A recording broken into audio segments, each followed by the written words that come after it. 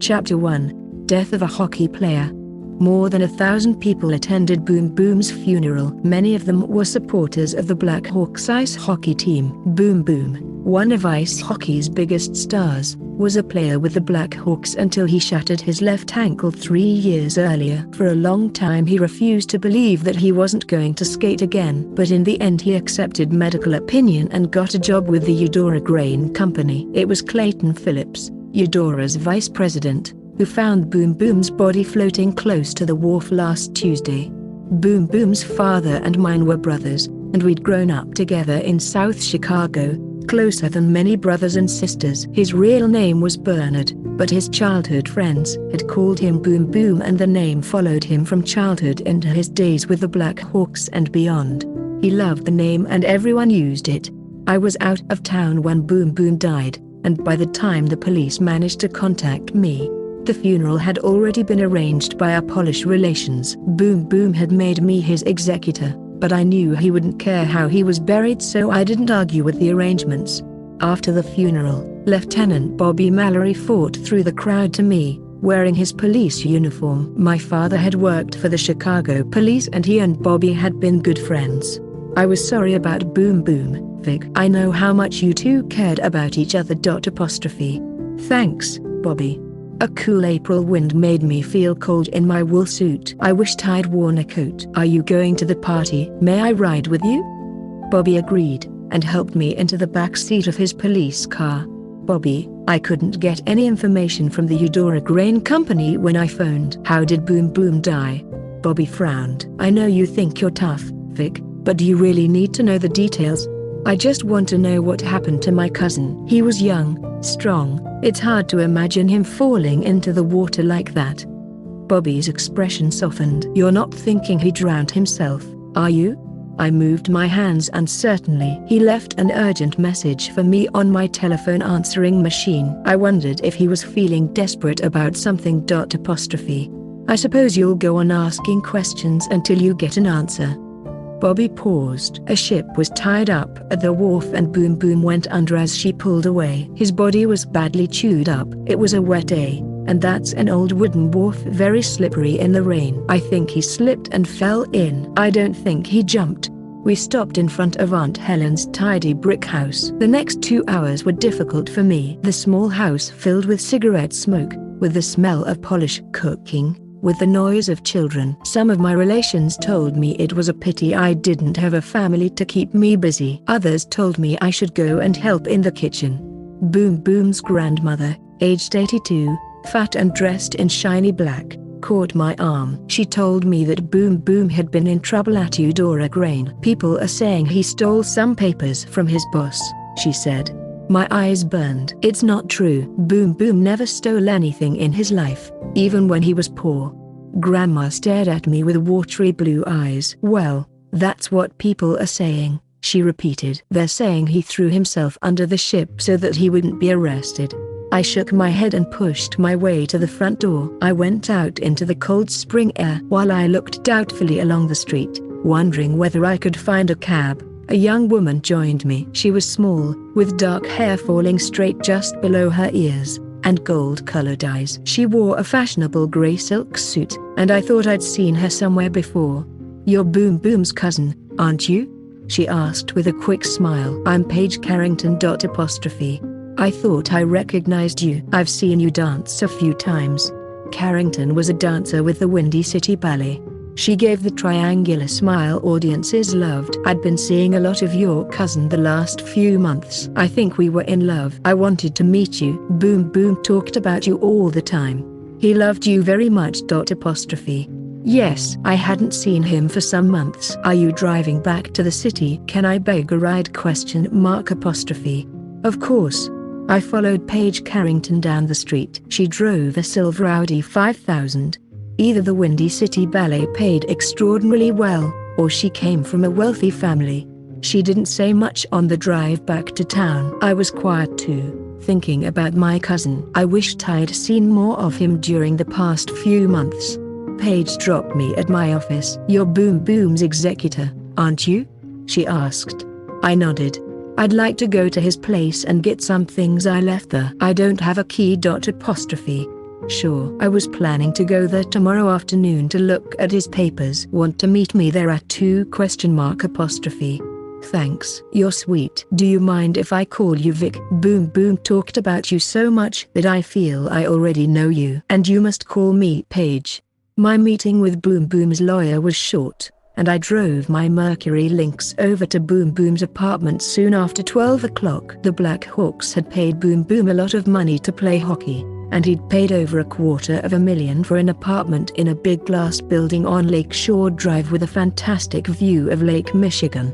I opened the door of the apartment and went through the hall into the living room, my feet soundless on the thick carpet. I looked at the view through the big window, and then realized that I could hear something moving. I wasn't alone in the apartment. I looked around the room for a weapon and picked up a heavy gold trophy from a magazine table. I moved cautiously down the hall to the other rooms. The door of Boom Boom's study was open. Her back to me, Paige Carrington sat at Boom Boom's desk, looking through some papers. I felt both silly and angry. Quietly, I returned to the living room and put the trophy back on the magazine table. Then I went back to the study.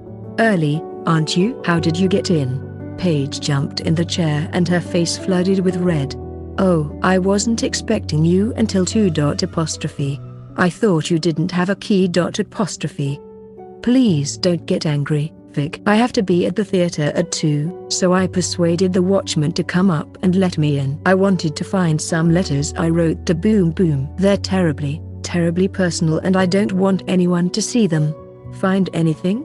I asked. I've only been through 2 drawers, and there are 6 others with papers in them. I sat on the desk. I have to examine everything, so why don't you leave it to me? I promise you that if I see any personal letters I won't read them. I'll put them in an envelope for you. She nodded. I brought a suitcase with me. I'll pack up the clothes I left here and leave. She went into the bedroom and I looked around the study. Every wall was covered with hockey photographs. In the middle of one wall, looking odd among the hockey players, was a photo of me, taken years ago when I was at the University of Chicago. I turned back to the desk.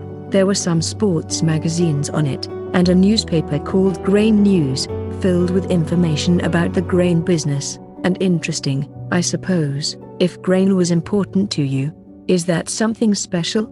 Paige came back into the room with her suitcase. I hesitated. I've been wondering if Boom Boom jumped under the ship deliberately.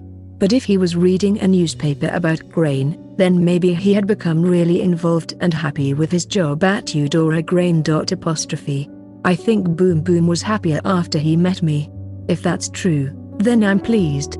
Her eyes widened. If that's true? Explain what you mean. When I last saw Boom Boom in January, he was still depressed about his ankle. If your friendship helped him, then I'm glad. Did he tell you why he wanted to talk to me?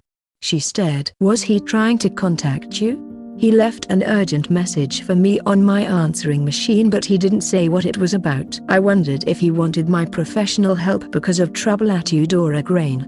She shook her head. I don't know. I had dinner with him the day before he died, and he didn't talk about you or about any trouble at Eudora Grain. Look, I must get back to the theater now. I'm sorry if I upset you earlier. I stayed in Boom Boom's apartment all day, going through his papers. I was hoping to find a letter that said, "Dear Vic, I've been accused of stealing some papers. Please help. I've been a private detective for 6 years, and I expect to find secrets in people's desks. But I found no secrets, and no letter to me." I didn't find Paige's letters, either. On my way out of the building, I stopped to talk to the watchman. I explained who I was, and asked him not to let anyone into the apartment unless I was there. On the way home, I was still wondering about the message Boom Boom left on my answering machine. Finally, I said to myself, "You're a detective, Vic. If you really want to be sure about Boom Boom, try investigating what happened." Chapter 2. On the waterfront. My north side apartment is the large, inexpensive top floor of a grey stone building on Halstead. The next morning, I woke up around 6 to another cold, cloudy day. I put on my running shoes and did 8 kilometers around Belmont Harbor and back. I had breakfast, picked up the links from the front of my building, and drove to the port of Chicago, which covers 10 kilometers of the shore of the Calumet River. I got lost trying to find my way past some steel factories and a Ford warehouse, and it was 9:30 before I found Eudora Grain's regional office. It was a modern building with wide windows looking out onto the river. A dirty old ship was tied up to the wharf by heavy cables, and a railway ran from the wharf into a huge warehouse to the right of the office building. Clayton Phillips, Eudora's vice president, came to meet me. He was in his early 40s, with pale brown hair and pale brown eyes, wearing a grey silk summer suit. I disliked him immediately, perhaps because he didn't offer me any sympathy for my cousin's death. "Maybe you could show me exactly where my cousin went in," I said. A cold wind whistled around the river, and grain dust blew up at us. We walked to the end of the wharf. "Your cousin was probably standing here." It was a wet day. We had to stop loading every few hours and wait for the rain to stop. "The wooden wharf is old, and it gets slippery when it's wet." Boom Boom probably slipped and fell in. "He did have that bad leg. This isn't the ship that was here the day my cousin died. Is it?" "No, of course not," Phillips said. "The Louisa was supposed to be here, but she had an accident, so the Bertha Krupnik came up instead of the Lucilla. Where's the Bertha now?" Phillips shook his head. "She belongs to the Graffolk steamship line." "You could ask the .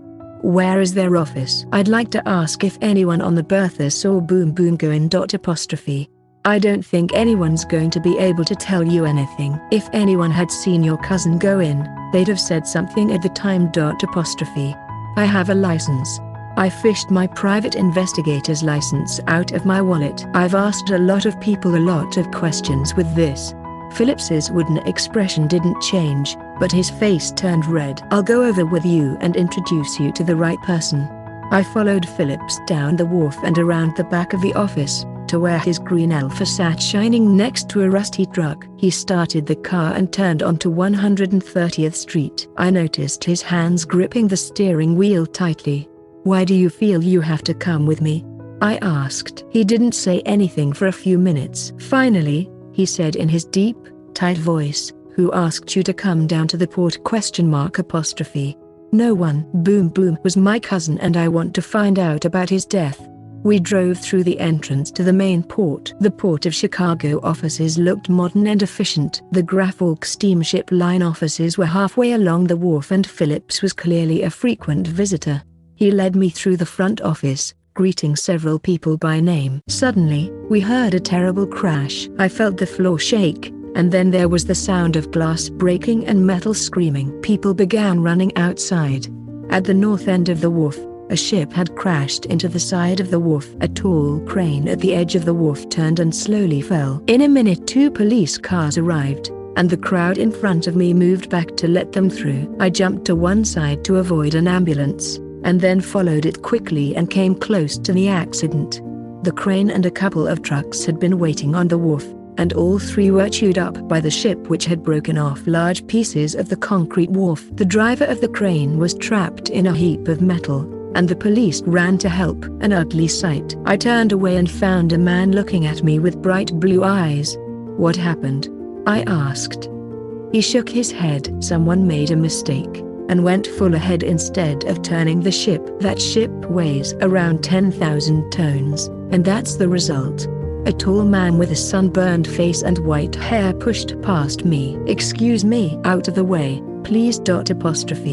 "Who's that?" I asked the man with blue eyes. "That's Niels Graffolk. He owns that heap of metal." Niels Graffolk, the man I wanted to see. I didn't think this was the time to ask him about the Bertha Krupnik.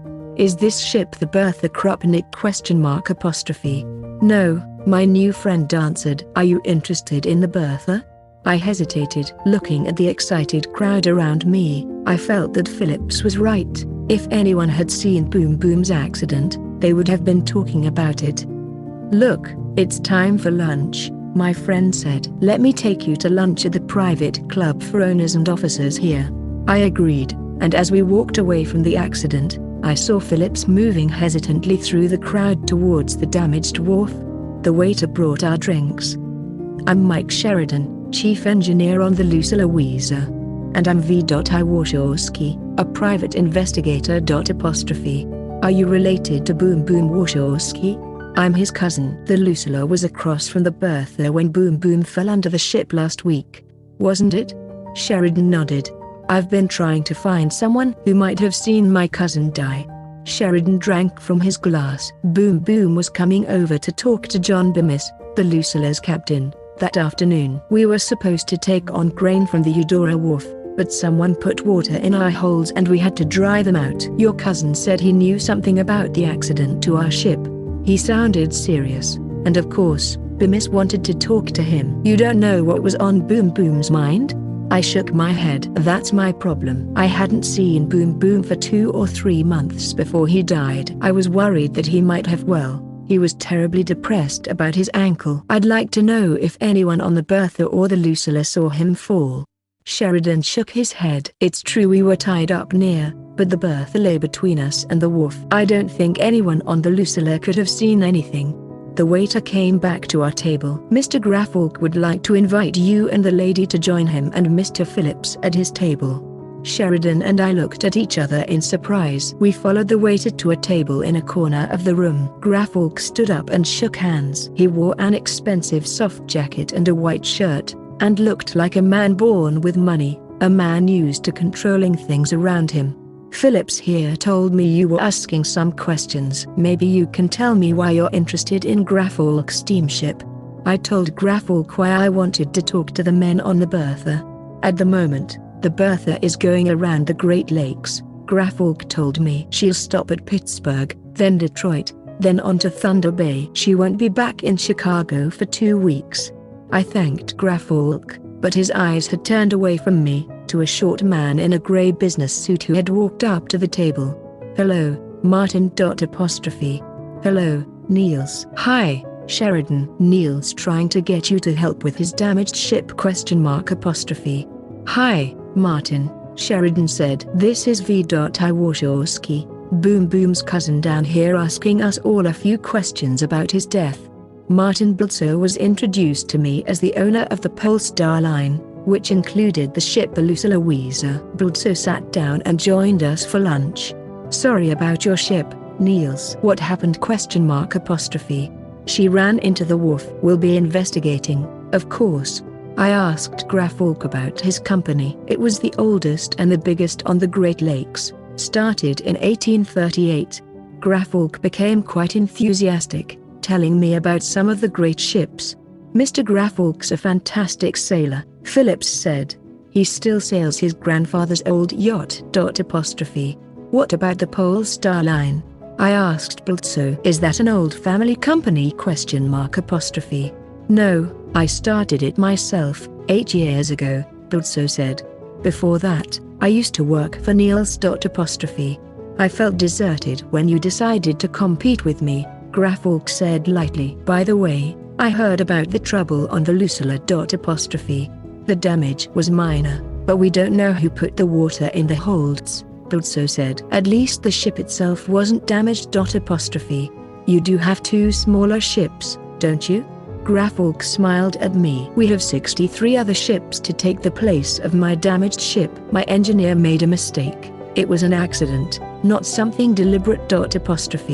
I did wonder if this was part of your program to get rid of your smaller ships, Blitzer said. Graffolk dropped his fork. We're satisfied with the engineer's explanation, he said. I do hope you won't have any further accidents, Martin. I hope so, too, Blitzer said politely, picking up his wine glass. Graffolk turned to me again. Martin went to a tough school. That's where he learned to be so self-controlled. Being from a wealthy family, I had an easier time. I heard glass shatter. I turned to stare at Blitzer. He had crushed his wine glass in his hand and blood was pouring onto the tablecloth. As I jumped to my feet to send for a doctor, I saw Graffolk watching Blitzer with a strange expression on his face, and I wondered why the 2 men disliked each other so much. Chapter 3. Watchman, tell us of the night. Martin Blitzer went to hospital, Niels Graffolk and Clayton Phillips went back to their offices, and Mike Sheridan drove me across the port to the Lucilla. Why did Graffolk's remark about Blitzer's school upset him so much? I asked bluntly. I think Martin left school when he was 16. Maybe he doesn't like being reminded of that. That's not really a reason to shatter a wine glass in your hand. Why do they dislike each other so much? Oh, that's easy to explain. Graffolk steamship line is the only thing Niels cares about. If you work for him, he thinks you should stay forever. I know. I started work at Graffolk. He was furious when I left. John Bemis, to the captain of the Lucilla. But Niels found it impossible to accept Martin's departure, maybe because Martin is such a clever businessman. He knows how to make a profit. The Lucilla was bigger than any of the ships I'd seen that day. 300 meters long, her red paint smooth. She was huge. I followed Sheridan up a steel ladder attached to her side. We met Captain Bemis on the bridge. Through the glass windows on every side we saw the deck below us. Men in yellow jackets were washing out the holds. Captain Bemis was a short man with serious eyes and a calm manner. Someone deliberately put water in the holds of the Lucilla, Bemis began. Young Warshawski wanted to talk to us about it. I told him we thought the criminal was an angry seaman we got rid of a few days ago. But Boom Boom said there was more to it than that. I waited on the bridge until 5 on Tuesday, hoping to talk to him. Then we got news that he died. Did anyone here see him fall? I asked. Captain Bemis shook his head. I'm sorry, but we didn't even realize there had been an accident. None of our men was on deck when the ambulance came. I felt disappointed. It seemed so unfair that Boom Boom had slid out of life without one person to see him do it. I tried to concentrate on Captain Bemis and the accident to his ship, but it didn't seem important to me. I felt stupid, rushing around the wharf, playing detective, just to avoid admitting that my cousin was dead. I asked Mike Sheridan to drive me back to the Eudora Grain Company. I picked up the links and drove home.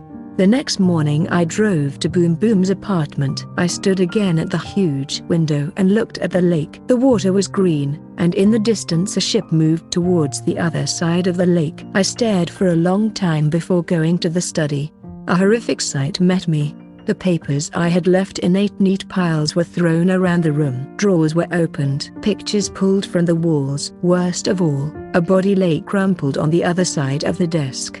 The man was dead. I guessed his neck had been broken. I couldn't see any wounds. I lifted the head gently. It was the watchman I had spoken to the night before. When I was leaving the building, I ran to Boom Boom's bathroom. I drank a glass of water from the tap and my stomach felt calmer. I used the phone in the bedroom to call the police. In the expect anyone to break into the apartment, but it had happened and I felt responsible. At last the police finished with me and took the body away. I took a last look around. What had my cousin hidden in his apartment? My mind jumped to Paige Carrington. Love letters? How well had she known Boom Boom? Really? I needed to talk to her again. I drove to the Windy City Ballet, stopping on the way for a sandwich and a Coke. The ballet was an old building, but inside it had been modernized. Some dancers were practicing on the stage, but Paige wasn't there. I went backstage, and no one stopped me. I waited. And a few minutes later, Paige came down the hall from the shower, a white towel wrapped round her head. Vic, what are you doing here? Hi, Paige. I came to talk to you. When you're dressed, I'll take you out for a coffee. Her gold-colored eyes widened. I'm not sure I have time. Then I'll talk to you here. She shrugged. I'll only be a few minutes. The few minutes stretched into 40. At last she appeared in a gold silk shirt and a white skirt. She wore a gold and diamond necklace and her makeup was perfect. Sorry to keep you waiting, she said. We went out into the cold spring air and ordered coffee at a little coffee shop around the corner. What were you looking for in my cousin's apartment? My letters, Vic. I told you that. How did you meet Boom Boom?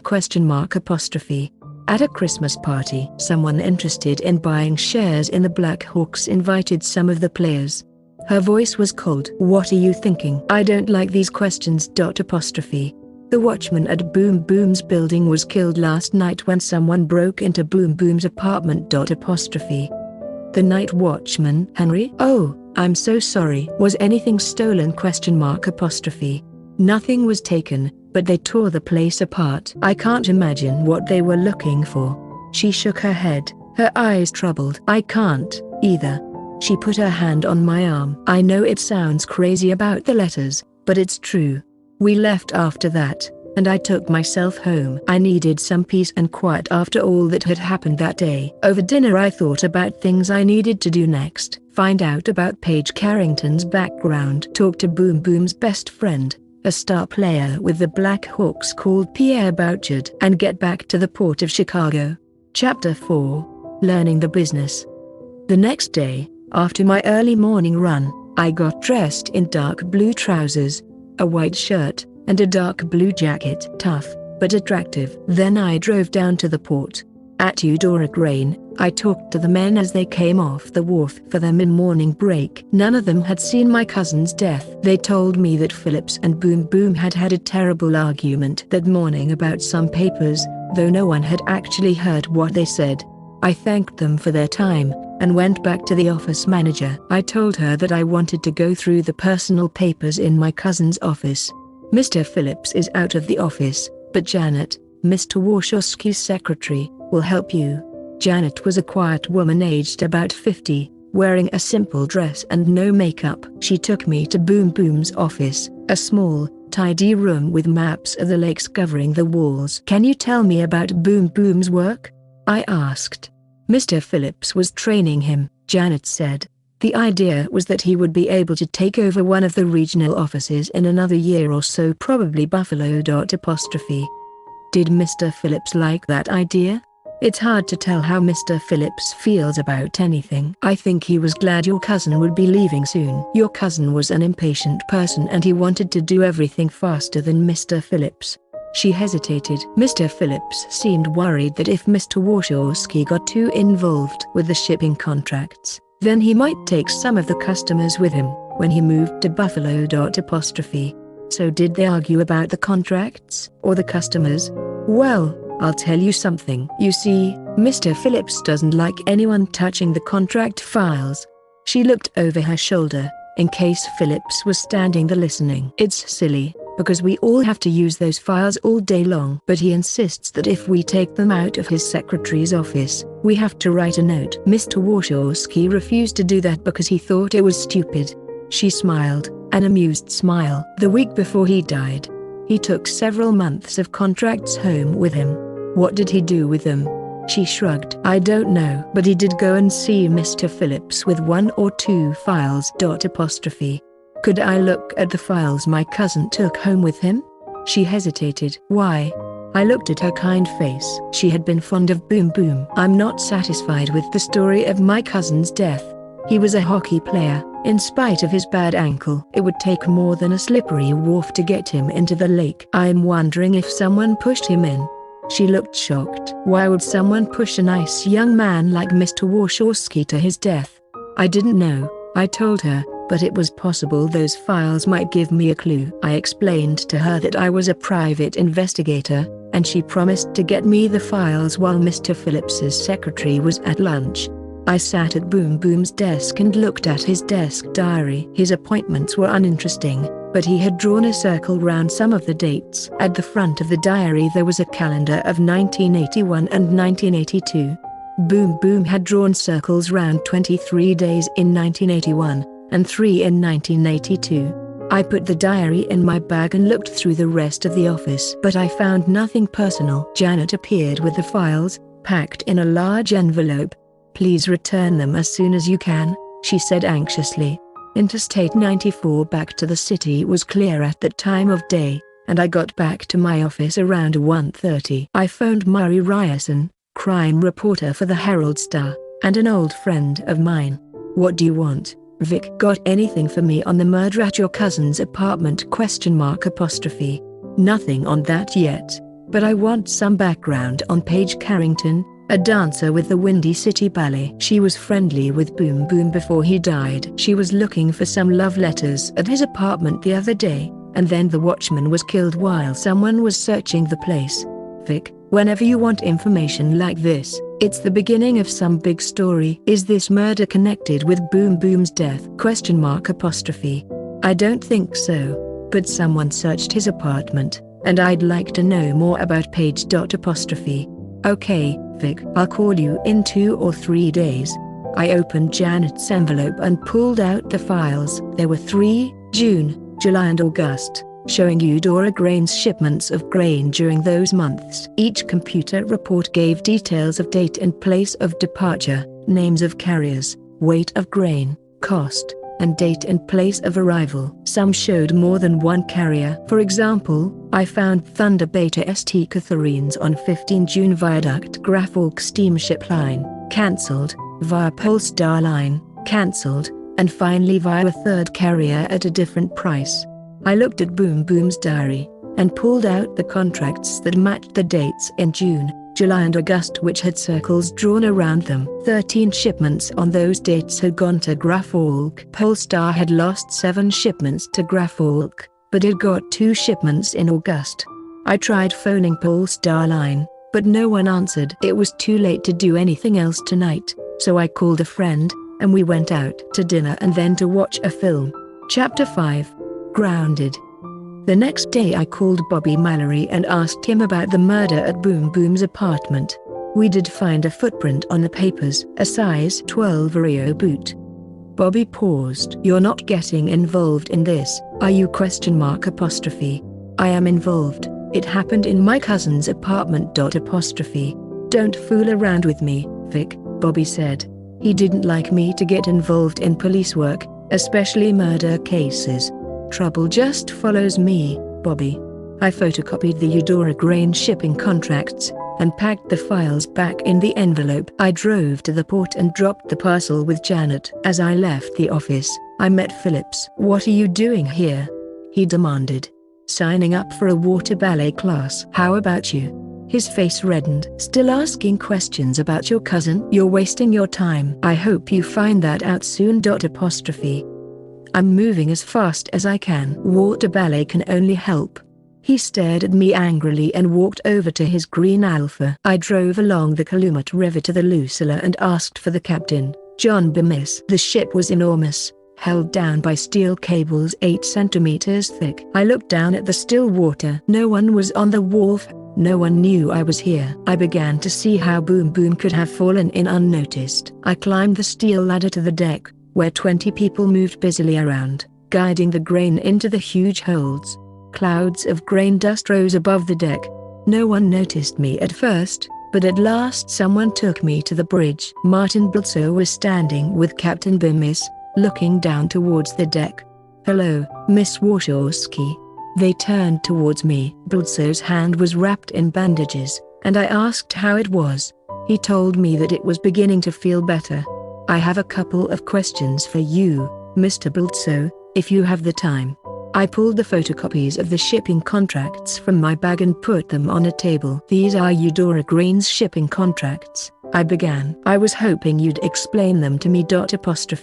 Well, there's no great secret to them. Look at this one. 3 million bushels of grain in Peoria, to be moved to Buffalo. First of all, we offered to carry the grain for $4.29 a ton. That was before we had the Lucilla. We can go well under our old prices now because these big ships are so much cheaper to run. Now, in our business, contracts are made and cancelled routinely. Look at this. Graffolk came in to offer $4.30 a ton, but with a promise to get the grain to Buffalo a day earlier. So these records are quite ordinary? Blitzer's grey eyes were intelligent. What made you think something might be wrong with them? Boom Boom was particularly interested in these files just before he died. I wondered if the fact that these Polestar contracts ended up with Graffolk was important. Blitzer looked at the contracts again. No, either they promised earlier delivery, or they offered lower prices. My other question is about some dates this spring. The 23rd of April is one. Blitzer and Bemis looked at each other. That's the date we found water in the Lucilla's holds. No further accidents are going to happen on this ship, Captain Bemis said. Blitzer nodded. I think I'll come with you this time, John. I want to see the Lucilla unloaded at St. Catharines. I picked up my papers. I was getting tired of all the work which didn't lead anywhere. Blitzer walked down to the deck with me. We've finished loading for the day. I feel I owe you an apology, for cutting my hand at lunch yesterday. Can I persuade you to eat dinner with me? There's a good French restaurant about 20 minutes from here." I agreed, and we had an enjoyable meal together. Bludso told me amusing shipping stories, and I told him about my childhood on Chicago's South Side. It was 10:30 when Bludso took me back to the Lucilla to pick up my car. "Thanks for introducing me to a great new restaurant, Martin. Next time I'll take you to an Italian place on the west side." "Thanks, Vic. I'd like to do that. I'll call you when I get back from St. Catherine's." I drove the Lynx onto 130th Street. The night was clear but the air was cold and I kept the car windows up. I drove along Interstate 94 and back onto the Dan Ryan. I was near the University of Chicago exit when I heard a tearing in the engine. I slammed on the brakes. The car didn't slow. I pushed again. Still nothing. The brakes had failed. I turned the steering wheel to move towards the exit. It turned loosely in my hands. No steering, no brakes. In the mirror I saw the lights of a truck close behind me. Another truck drove beside me on the right. My car was moving to the right, and I couldn't stop it. My hands trembled and I felt sick. I put my hand on the horn and kept it there. The truck to my right pulled out of my way. The Lynx was going 30, slowing down, and the truck behind me was going at least 70. I couldn't stop. I couldn't do anything. At the last second, the truck behind me moved to the left. I heard a horrible shattering of glass and metal on metal. A car shot into the lane in front of me and turned over. Metal on metal. Glass shattering on the street. A violent crash. A pool of warm wetness on my arm. Light and noise shattered inside my head. And then quiet. My head ached. I forced my eyes open, but the light stabbed them. I shut them again. "You're all right now," a woman's voice said. "What happened?" My voice was thin and tired. "You're in Billings Hospital. I want you to sleep now." When I woke up again, I was alone. The pain in my head was still there. My left arm was attached to the ceiling by a pulley. I stared at it dreamily. What had I done to my arm? I remembered. My car. The brakes failing. A nurse came into the room. "Oh, you're awake now. That's good. We'll take your temperature." "I don't want my temperature taken. I want to see the police." She smiled brightly. "Just put this under your tongue." I began to feel angry. "Will you kindly get someone to call the police for me?" "Now calm down. The doctor will be here soon, and she'll tell us if you can start talking to people." I shut my eyes. My body was still weak. I went back to sleep. When I woke for the third time, my mind was clear. I sat up in bed. Slowly and painfully. I wanted to go home, and use the phone. Carefully, I took my arm out of the pulley. My shoulder moved, and the pain was so strong that tears ran down my cheeks. I shut my eyes and rested for 10 minutes. Then I got out of bed, trying not to move my shoulder. At that moment, the doctor came in. "Glad to see you're feeling better, Miss Warshawski," she said dryly. I thought I'd go home now, since the nurse won't call there. "Police." "You must stay here another day or two. You must keep your shoulder still, so that the tear on the muscles is rested," the doctor said firmly. "You hit your head against the door as your car turned over. It's badly cut, and you were unconscious for 6 hours. You mustn't take risks with your health." I sat on the bed. "But I've got so many people to talk to. I'll bring a phone in and you can make your calls." Tears filled my eyes. My head was aching. I lay back on the bed and let the doctor reattach my arm to the pulley. I hated to obey the doctor, but I was glad to be lying down. The doctor brought a phone to me, and I phoned the port, but the Lucilla had already sailed. Chapter 6. Drinks with Graffolk. The next day I had a stream of visitors. Lieutenant Bobby Mallory, my old friend from the Chicago police, came, carrying a plant from his wife to talk to me about the accident. He told me that the truck that came up behind me had hit a car when it moved left to avoid me. The driver of the car was killed and his 2 passengers were seriously injured. They weren't wearing seat belts, Bobby told me. "It might have helped." "You certainly saved your life. We've arrested the truck driver, not a scratch on him, of course." "Did you inspect my car?" He looked at me curiously. "Someone had emptied all the brake fluid and cut through the steering cable." "Now who would do a thing like that?" "Where had you parked your car?" I told him. He shook his head. A lot of vandals down in the port. You're lucky you got out of this alive. Why can't you stay home and get a husband and some kids? Someone brought in an enormous armful of spring flowers. They were from Paige Carrington. Murray Ryerson, crime reporter, came himself. Murray is a big guy with thick reddish hair and a loud voice. Vic, tell me about your accident. Is this a visit or an interview? I asked crossly. Murray and I have been friends for several years, but our relationship never develops because we are always competing in our work. How about an interview as payment for the story on Paige Carrington? I brightened up considerably. What did you find out? Ms. Carrington has one older sister. Mother lives in Park Forest South. Her family doesn't have a lot of money, but she lives in an apartment on Astor Place. She may have a rich friend helping her out. There was some talk about her and Boom Boom the month before he died, but the other hockey players thought she was running after him. He wasn't so interested. I felt a stab of pleasure at that. Perhaps I was jealous of Boom Boom's love for the perfect Paige. You talk now. Murray's eyes were bright with interest. I told him everything I knew about the accident. Vandals? I don't believe it. You got someone mad and they cut your steering cable. Someone at the port. Someone connected with Boom Boom. I'm going to follow you around, Vic. I want to see this happening before it happens.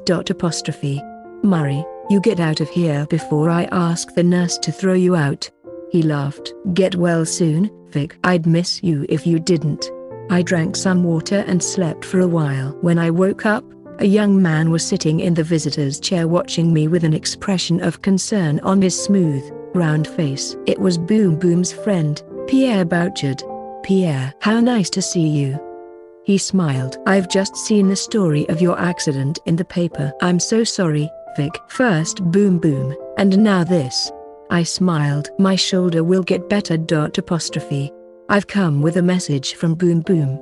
Pierre paused. I've been playing hockey in Quebec for 2 weeks, and when I got back last night there was a letter from him. He mailed it the day before he died. He pulled a letter from the pocket of his jacket and passed it to me. Pierre. I thought I saw Howard the other day in a very odd place. I tried calling him, but his wife said he was in Quebec with you. Give me a ring when you get back and let me know. Boom Boom.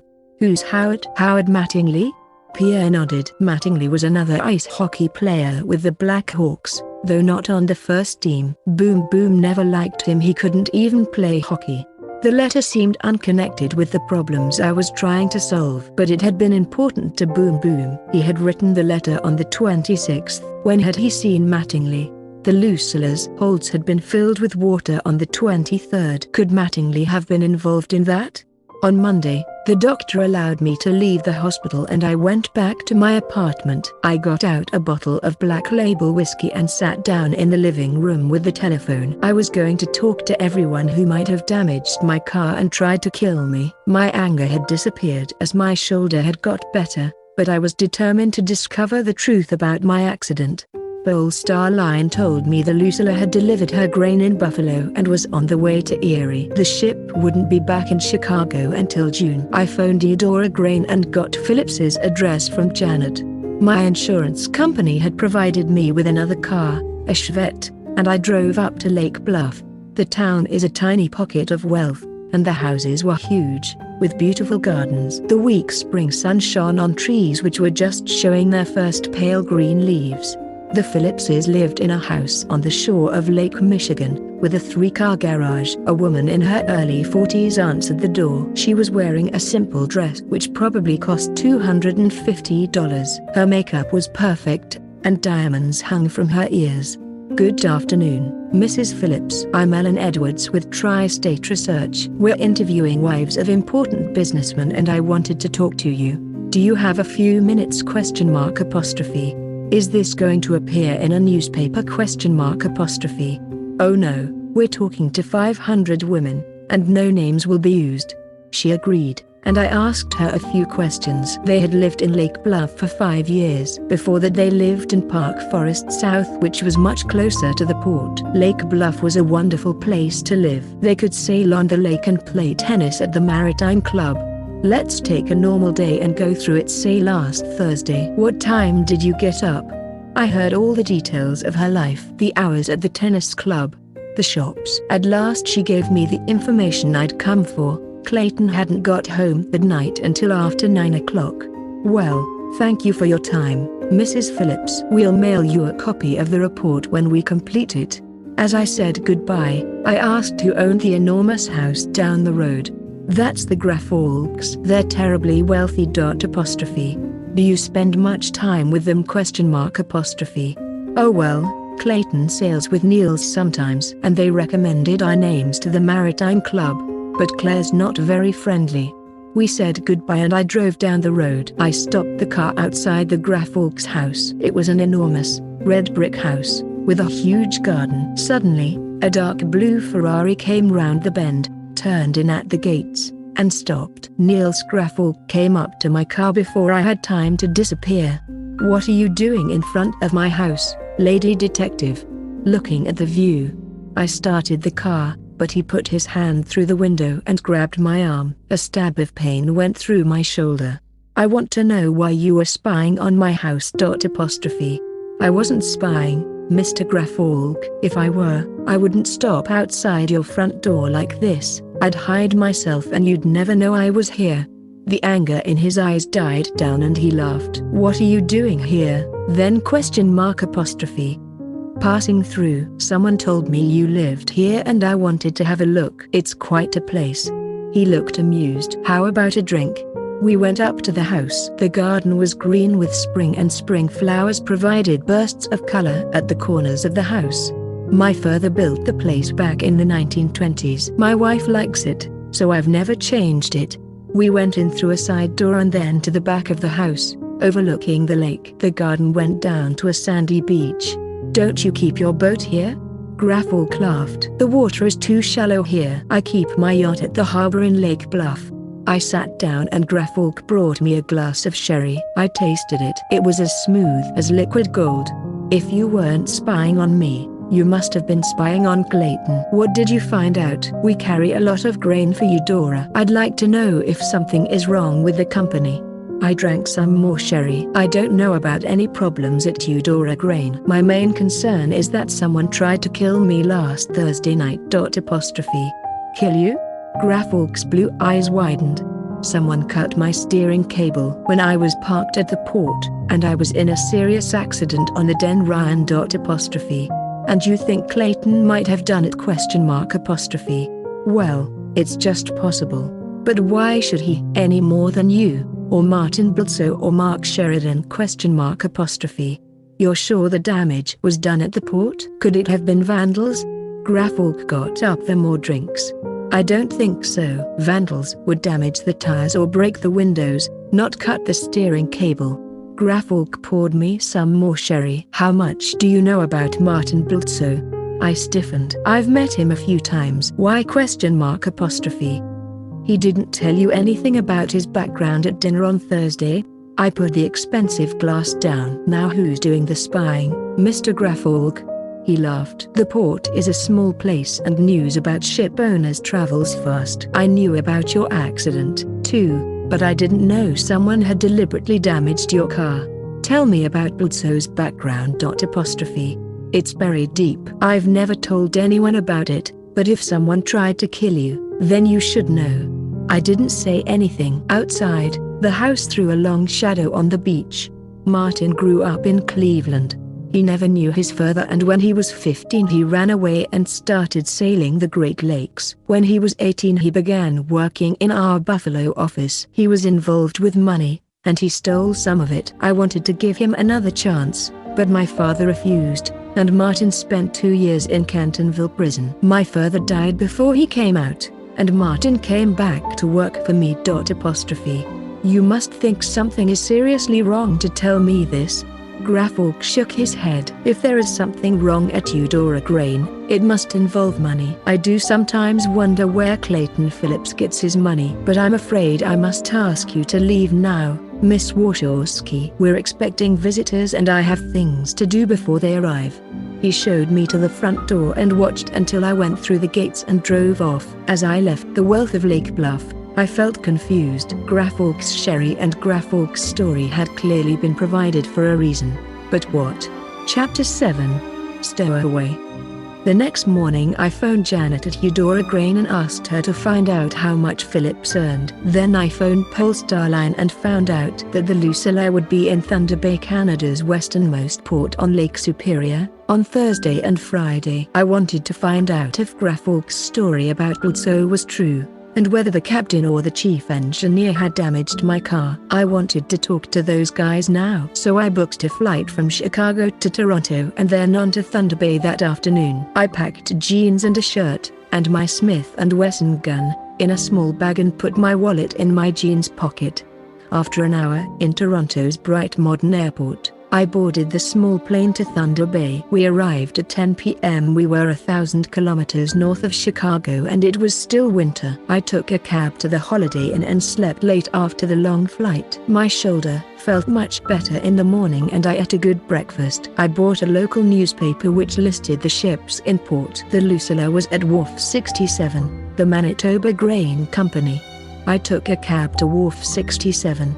The Lucilla's red paint shone in the late morning sun. Above her floated a cloud of white smoke, grain dust. The Lucilla was loading. I climbed the steel ladder to the main deck. I stopped to look at the men working on the deck and then I climbed up to the bridge. Only Mike Sheridan, the chief engineer, was there. He looked up in surprise when I came in, recognizing me at once.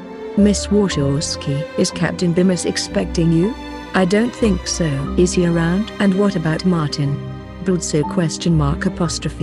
"They're in Thunder Bay this morning.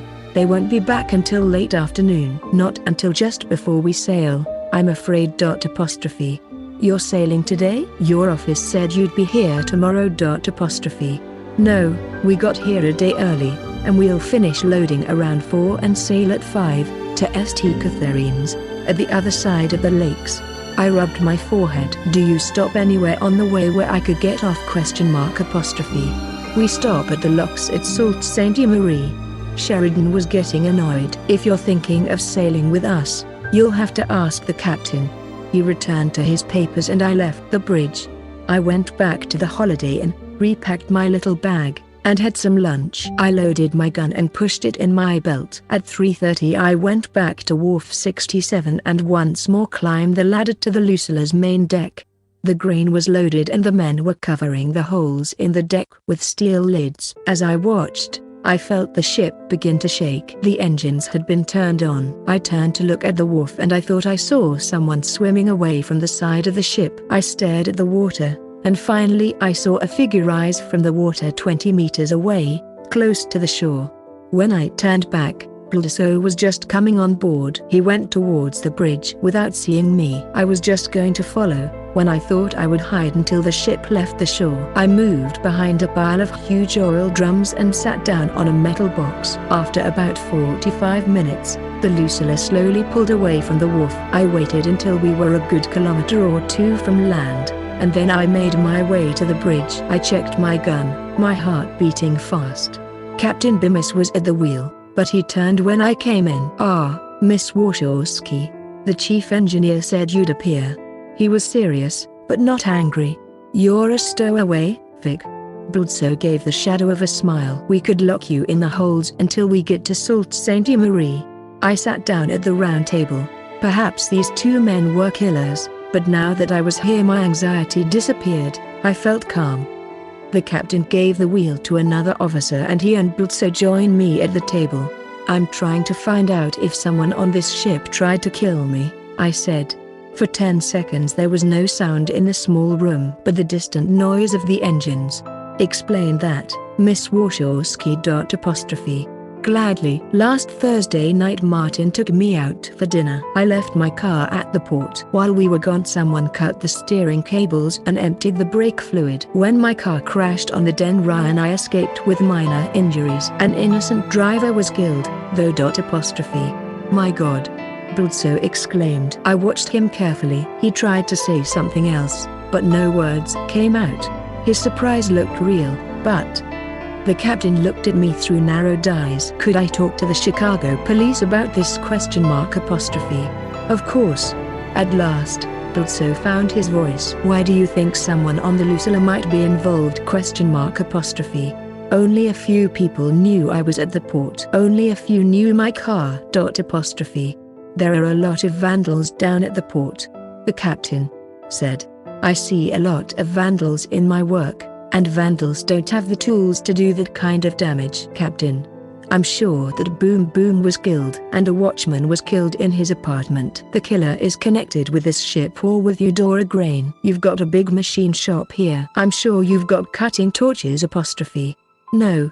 Bemis exploded. Mike Sheridan isn't involved in this. We've been sailing together for 20 years. Anyway, Blitzo said, there's no reason for Mike or for any of us to want to kill you. I rubbed my forehead tiredly. If I knew what my cousin had found out, then I'd know who the killer was. I thought it was connected with those contracts, Martin, but you told me they were perfectly normal. Perhaps it had something to do with the water in your holds? But we all need this ship. Why would we damage it? I looked at Blitzo. Someone might be threatening to tell your secret, Martin. Blitzo's face turned white. How dare you? Do you have secrets in your past? Blitzo banged the table. If I had a secret, who told it to? You? Graffolk had told me the truth. Blitzo's anger told me that. I'm only guessing, I said. I just wondered why you smashed a wine glass because Graffolk talked about where you went to school. I see. Blitzo gave a short laugh. Did you tell Sheridan to damage my car while we were at dinner? Blitzo pushed back his chair. Ask him yourself. He left the bridge, banging the door behind him. Bemis looked at me coldly. I won't allow you to disturb my ship. My head ached. Very well, I said tightly. I won't disturb your ship. I would like to talk to the chief engineer, however. Bemis nodded. You may question the chief at dinner. I went down to the main deck and breathed the afternoon air. Thankfully, we were well away from the shore and it was quite cold. I collected my bag from behind the oil drums and pulled out my coat. I walked down the deck and found a little bench. I sat down and looked at the sun shining on the green-black water. I reached inside my bag for the Smith & Wesson as Blitzo came up beside me. He looked surprised when he saw the gun. Put that away. I came out here to talk to you. He sat down beside me. Did Graffolk tell you about my crime? Yes. He nodded to himself. I thought so. No one else knows about it, or cares. I was 18 years old when I stole that money, and for 20 years Graffolk never talked about it. But when I left to start my own company, Niels started telling me I was still a criminal. But he never told anyone else about it. So why did he tell you now? It was a good question. I was talking to Graffolk about Clayton Phillips. What do you know about Phillips? Not much. His main job is to act as the controller. He should leave the sales to his salesman, but he wants to be involved in all the shipping contracts. And since he doesn't know all the details, he gets left with expensive contracts occasionally. I noticed that when I was with Niels, and I see it now with my own business. It didn't sound criminal. Just stupid. Can Phillips be cheating you, Dora? You told me those shipping contracts were perfectly normal.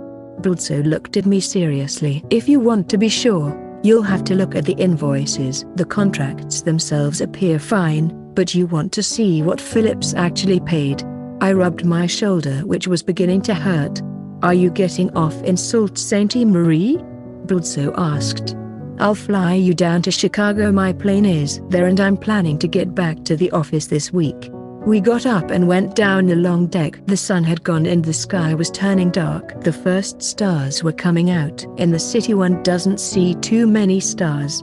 Chapter 8. Deadlock. At dinner I talked to Sheridan about my accident.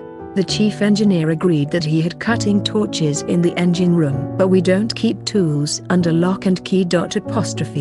Were you in the engine room that night? I asked. He looked me straight in the eye. Yes, I was. And my first engineer was with me. Not out of each other's sight all evening? Not long enough to damage a car. Around 10:30, they brought a narrow bed and some blankets into the dining room for me. I climbed under the blankets in my jeans and shirt, put the Smith & Wesson beside me, and went to sleep almost immediately. The cooks woke me before 6 as they started preparing breakfast.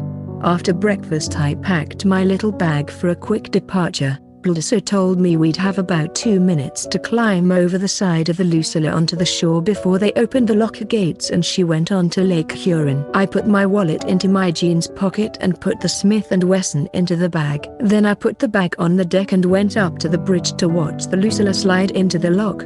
There were 4 locks closing the 7-meter drop between Lake Superior and Lake Huron. Only one lock, the Po lock, was big enough for the 300-meter ships. We were the second ship into the Po. Canada's Sault Ste. Marie lay on our left, the huge Algoma steel factory on the shore. After 40 minutes, Captain Bemis was told by radio to move into the lock.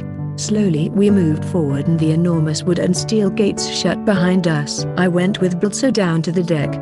It takes about 15 minutes for the lock to empty its 7 million plus liters of water into Lake Huron. A few tourists were watching the ships in the locks from the American side. I watched a man with bright red hair pick up a pair of binoculars and look at our ship through them. I walked across the deck to pick up my bag. I was almost there when I was thrown to the ground.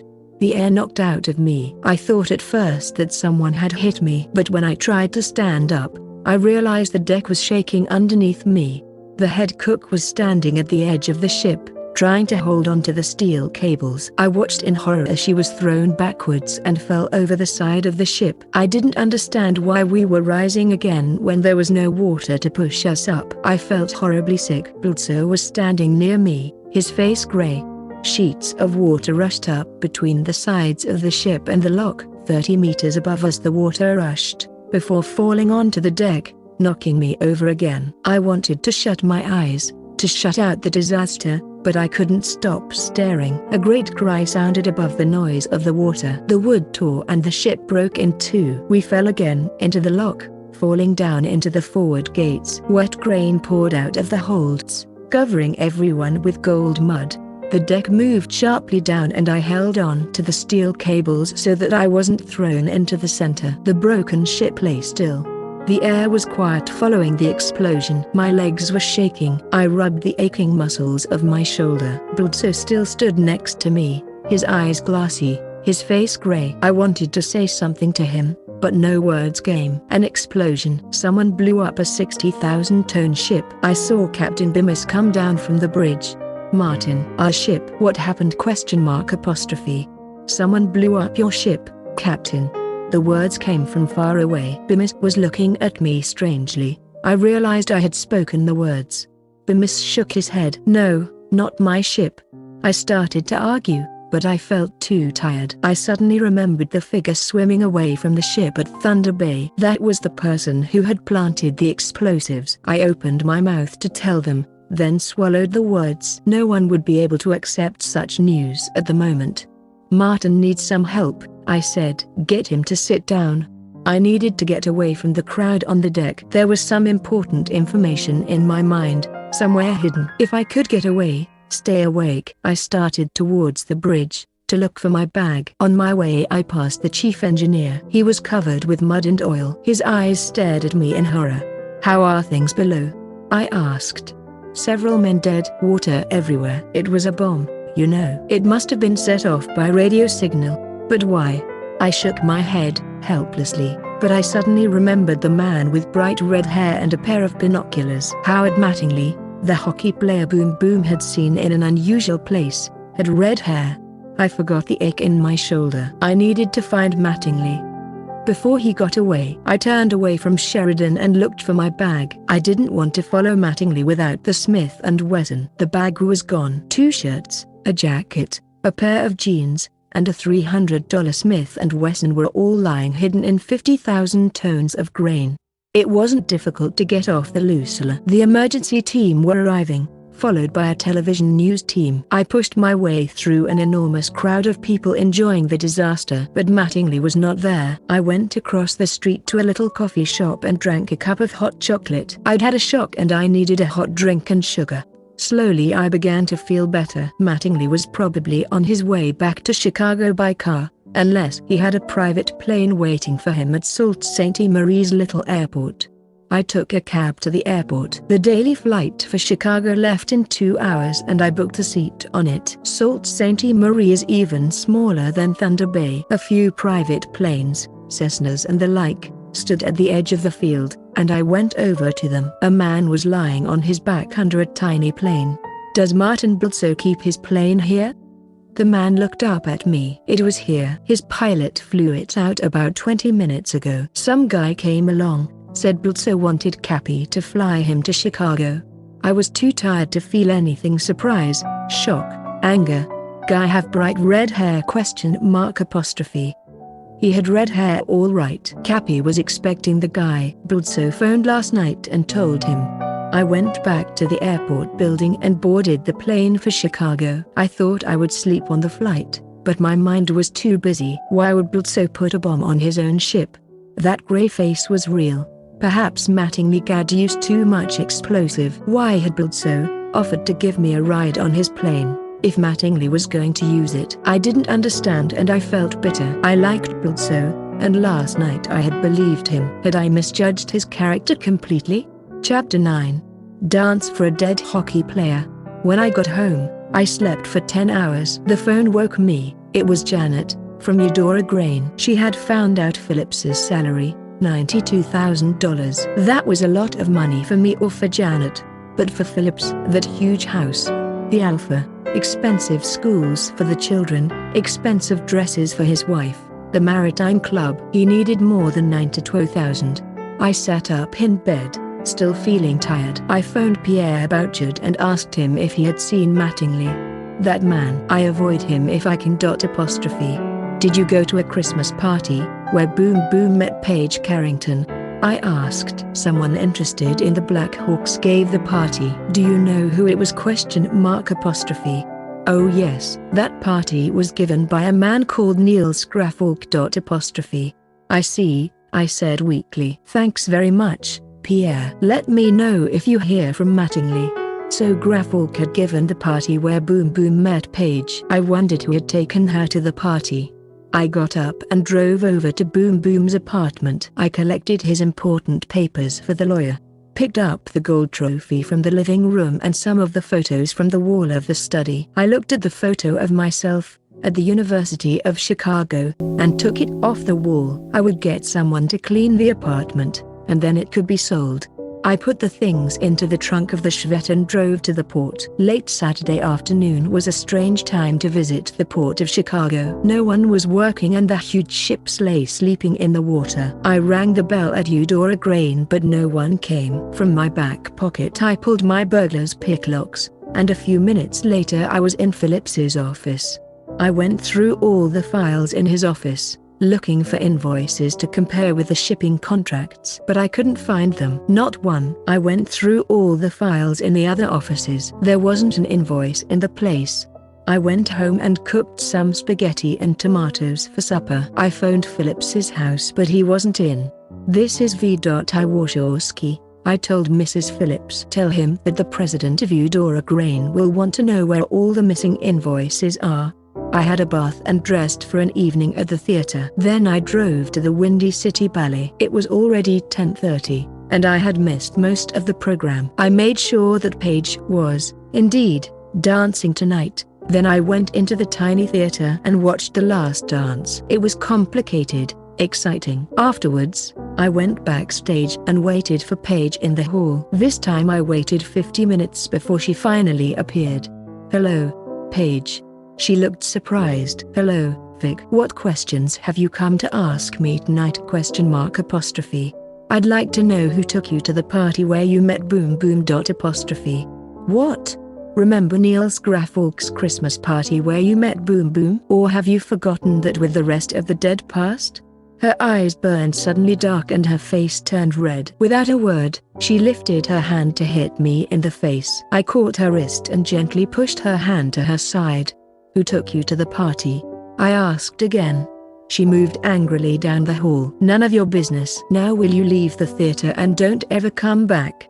Sunday morning, I went out to buy the Herald-Star and read it over breakfast. I was halfway through my second cup of coffee when I saw the name Mattingly. Mattingly's body had been found last night in Kosciuszko Park.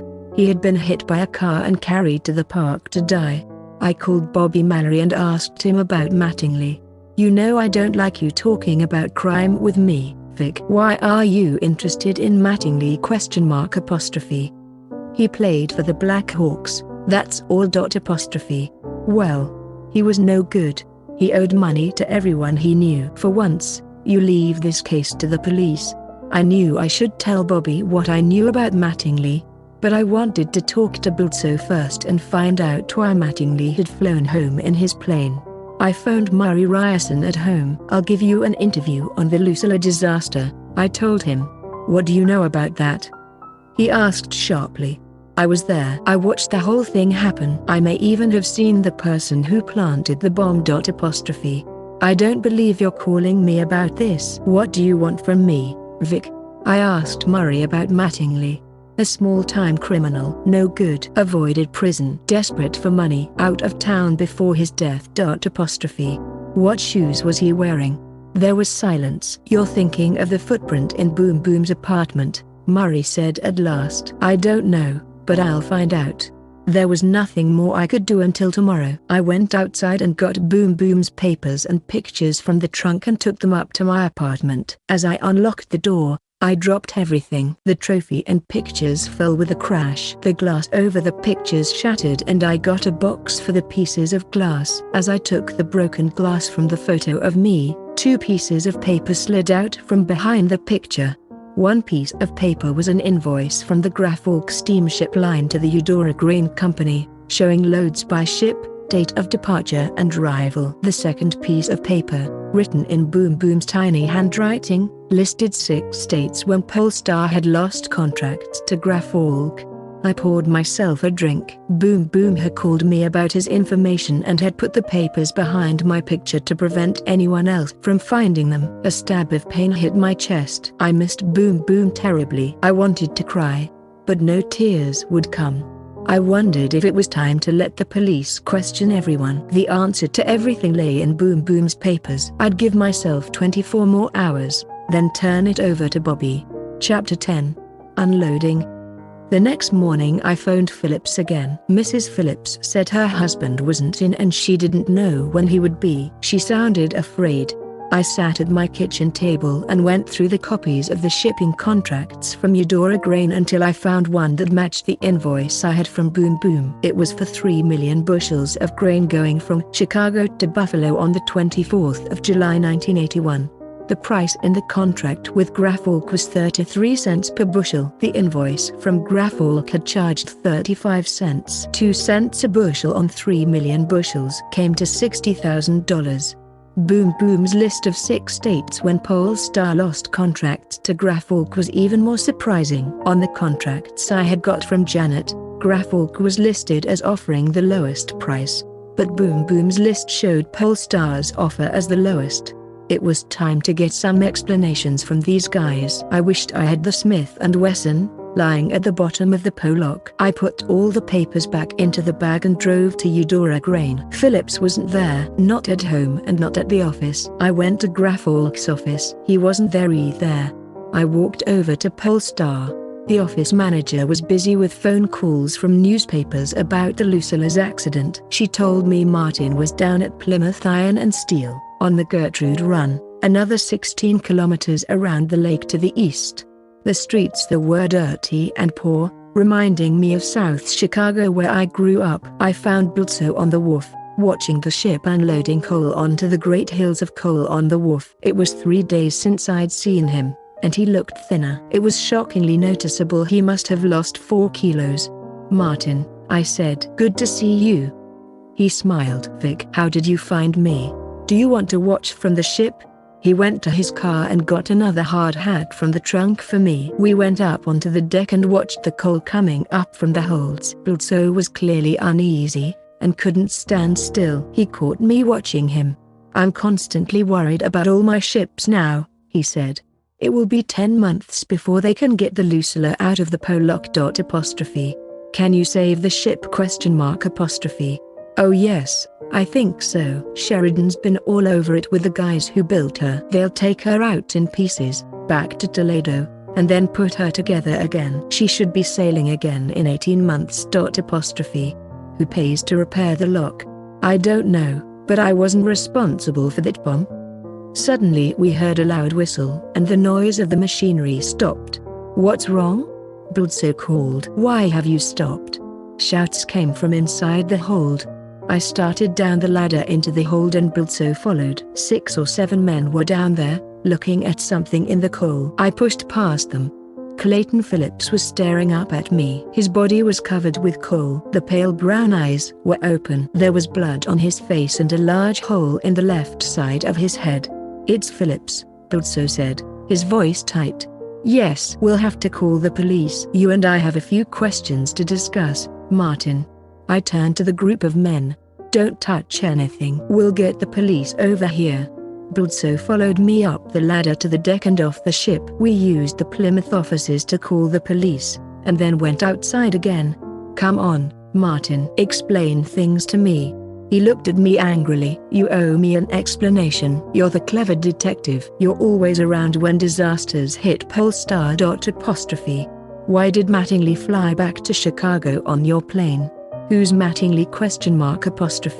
You don't know Mattingly? Then who did you send back to Chicago on your plane?" "I didn't." "Cappy says I phoned from Thunder Bay and told him to fly someone back to Chicago. But I didn't." "You clearly know who this guy is, so you tell me about it." I looked at the blue-green water. Howard Mattingly played ice hockey for the Chicago Blackhawks. He was killed on Saturday morning, but on Friday he was up at the Pollock. He was the guy who flew in your plane back to Chicago. And he was the one who exploded the bomb on the Lucilla. I watched him do it.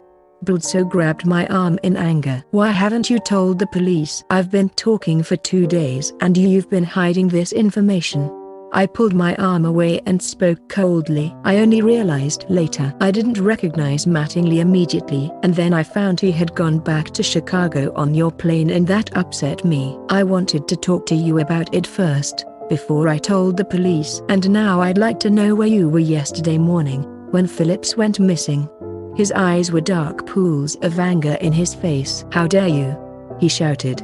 "Martin, listen to me. The police are going to ask that question, and you'll have to answer. I was at the Pollock until late yesterday. I only came back to Chicago about 10 last night. Where was the Gertrude run? She came into the port on Saturday afternoon and has been tied up here all weekend. I want to know why you let so many contracts go to Graffolk when you offered a lower price. Why?"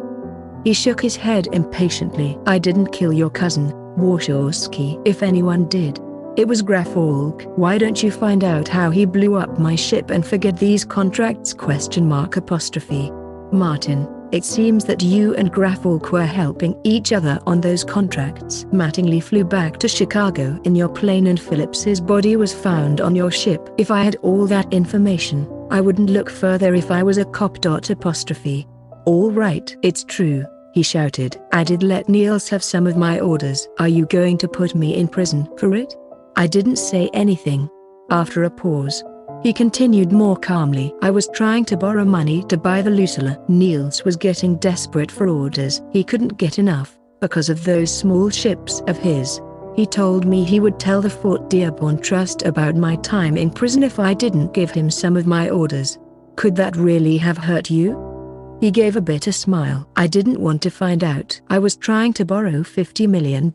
I couldn't see any bank giving me anything if they knew I'd been in prison for 2 years for stealing. "I see. And then what? "Oh, as soon as the Lucilla was mine, I told Niels to tell anyone he wanted. I was making money with the Lucilla and no one would care about my past." Niels was furious. "It's a big jump from getting a few shipping orders to blowing up your ship." He insisted that no one else cared enough. We talked about it for half an hour or more, but he wouldn't change his mind. I told him finally that I'd investigate Niels too. Chapter 11. A House of Mourning. I woke up early the next morning. I ran slowly over to Belmont Harbor and back. I only did 3 kilometers instead of my normal 8. But the ache returned to my left shoulder. I took a long shower and rubbed some oil into the painful muscles. I was on the road by 9 o'clock. My first stop was the title office at City Hall, where owners of all the buildings in Chicago are listed. A clerk showed me a heavy book, which listed the owners of buildings in Astor Street. Page's apartment was owned by the Fort Dearborn Trust. Number 1,123,785 G. Curiouser and curiouser. I went out to find a phone. I'd been to law school with a woman who worked for the Fort Dearborn Trust. I thought I'd call her and remind her that we were friends. The information was confidential, she told me. She would be thrown out of the bank if she told me. I finally persuaded her that the Herald-Star would get the information for me, if she didn't. You haven't changed a bit, Vic. I remember how you always persuaded people to do things for you at school. I laughed, and she agreed to call me at home that night with the name of the person behind the number. I then called Murray. You've given us a story for the front page tomorrow, he said. What are you talking about? ? That Arroyo walking boot. Mattingly was wearing them when he died, and we're sure they match the footprint the police found in Boom Boom's place. Got any other news ? No, I was hoping that you might have something for me. Talk to you later. I drove through the traffic to the Kennedy Expressway. The weather had finally warmed up a little. Under a clear blue sky, trees along the expressway put out green leaves towards the sun. Off the Kennedy to the Edens, past the painfully tidy houses of the northwest side where people spent their salaries with anxious care, through the wealthier suburbs of Lincolnwood and Stokey, onto the Tri-State Expressway and the northern areas of the very rich. I drove past the Phillips's house and parked the Chevette on the road. Phillips's green Alfa was parked in front of the house, next to a red Monte Carlo and a silver Audi 5000. The sight of the Audi stopped my heart for a moment. An older woman answered the door. Are you one of G9's friends? She's sitting through here. It's awfully nice of you to visit. Her eyes reminded me of her daughter, but her dress looked inexpensive. G9 was sitting in the pale blue living room at the back. Her face was carefully made up and it was difficult to see how she felt about her husband's death. Across the room, feet on the chair under her, sat Paige Carrington. She put down her teacup with a crash on a glass coffee table at her left arm.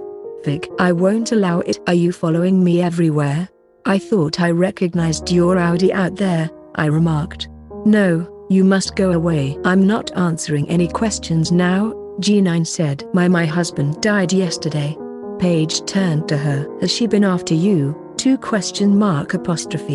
Yes, she was out here last week asking me a lot of questions about my life as a businessman's wife. What was she talking to you about ?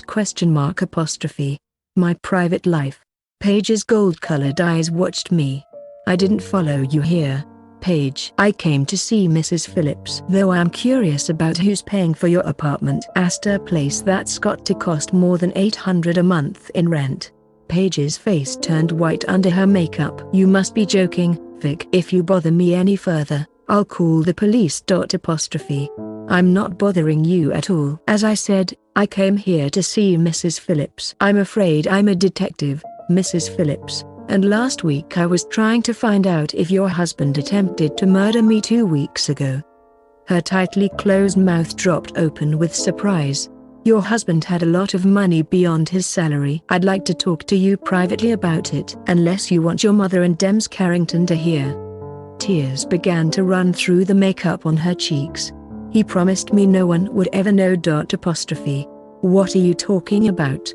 Her mother asked. Clayton had a very good salary at Eudora Grain. ? That's okay, Mother. I'd better talk to this woman.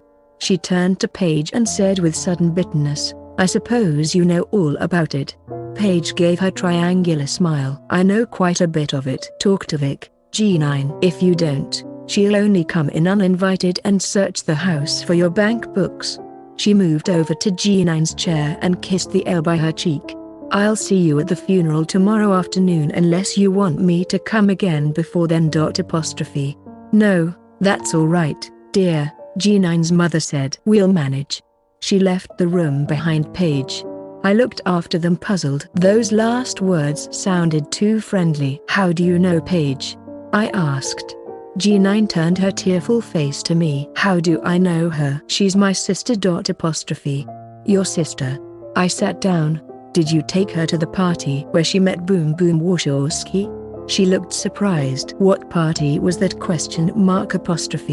Niels Graffolk had a party at Christmas. My cousin Boom Boom went along with some other hockey players. I want to know who took Paige. G9 swallowed a strange smile. That party? No, we didn't go. If you want to know who Paige went with, though, you ask her. I looked at her narrowly. She knew, but she wouldn't tell. Tell me about the invoices, G9. I called about them Saturday night. What did your husband do when he got my message? She began to cry again, but in the end she told me that when Clayton got the message he made a phone call. He left the house a few minutes later, at about 1:30 Sunday morning. That was the last time she ever saw him. Now tell me about the invoices. He would write down one price in the Eudora Grain books, but send an invoice at a higher price. Is that right? ? You don't understand. She stared at me with angry eyes. I hated Park Forest South. I wanted to live in a wealthy part of Chicago, with a bigger house and better neighbors. So your husband's salary wasn't enough for you? He didn't do it with all the invoices, only about 10%. And then my cousin found out. He was going through the papers, and he compared some invoices with the contract orders. It was terrible, she gasped. He was going to tell the president of Eudora Grain. It would have been the end of Clayton's job. We would lose the house, the club. It would have been the end of Dash. Stop it, I said coldly. It was a choice between the Maritime Club and my cousin's life. She didn't say anything. I took her by the shoulders and I shook her. Answer me. You decided to kill my cousin to keep yourself in expensive clothes. Is that what happened? Is it? In my anger I had lifted her from her chair and was shaking her. Mrs. Carrington came into the room. What's happening here? She took my arm. I think you must go now. If you don't leave, I'll call the police. Somehow I heard her scratchy voice and forced my anger back. You're right. I'm sorry, Mrs. Carrington. I turned to G9. Just one more question before I leave you to your morning. What part did Paige play in all this? ? Paige? She whispered, rubbing her shoulders. She gave the secret smile I'd seen earlier. Oh, Paige watched Boom Boom. But you'd better talk to her. She hasn't told you my secrets. I won't tell you hers. That's right, Mrs. Carrington said. You girls must be good to each other. You only have each other. As well as your expensive homes in Lake Bluff and Astor Place, I said. Chapter 12. A question of money. I was sick by the side of the road as soon as I got out of the house. I walked slowly down the road to the Chevette and sat in it for a long time. My shoulder ached and I felt a sharp pain across my chest every time I breathed. I had found out about Boom Boom's death. My face felt wet. I passed a hand across my eyes, expecting to find blood. I was crying. After a while I looked at my watch. It was 1 o'clock. I started the engine and slowly turned the car and drove up the road past the Phillips's house to the Graffolks. I climbed the shallow wide steps to the front door and rang the bell. Mrs. Graffolk opened the door. She was dressed to go out, in a pink silk suit. Her eyes were sharp but not unfriendly. I handed her my card. I'm a detective. I want to talk to you about Clayton and G9 Phillips.